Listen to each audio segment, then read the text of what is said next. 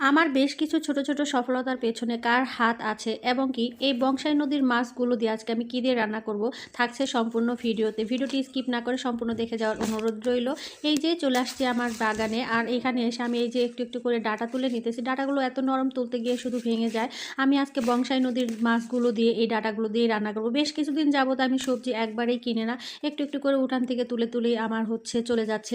আর এই যে যে ছোট ছোট সফলতাগুলো দেখতেছেন, গাছ লাগানো বলেন, মুরগি পালা বলেন, কাজ করা বলেন, এইটা ওইটা সেটা, এগুলো কিন্তু আপনা আপনি হয়নি। এগুলো মানুষের অবহেলা, অবজ্ঞা, তোয়াক্কা থেকেই আমি এগুলো শিক্ষা নিয়েছি এবং কি অভিজ্ঞতা অর্জন করেছি।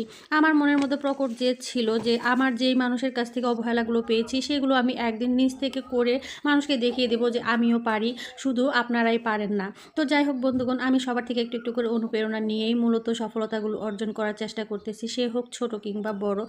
কথা বলতে বলতে এশার আজান পড়ে গেল, এদিকে আমার রান্না শেষই হলো না। এই যে এখানে আমি আলু আর ডাটা দিয়েই আজকে মাছটা রান্না করতেছি।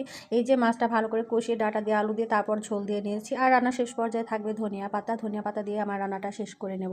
তো যাই হোক বন্ধুগণ, আমার ছোট ছোট সফলতা এবং কি বংশাই নদীর মাছ দিয়ে ডাটা দিয়ে রান্না করলাম, দুইটাই আপনাদের কাছে কেমন লাগলো একটা গঠনমূলক কমেন্ট কিন্তু দিয়ে যেতে ভুলবেন না। আর সেই কমেন্ট হয়ে কিন্তু আমি আপনাদের পরিবারে চলে যাব। আপনাদেরকে অসংখ্য অসংখ্য ধন্যবাদ সবসময় সাপোর্ট করার জন্য।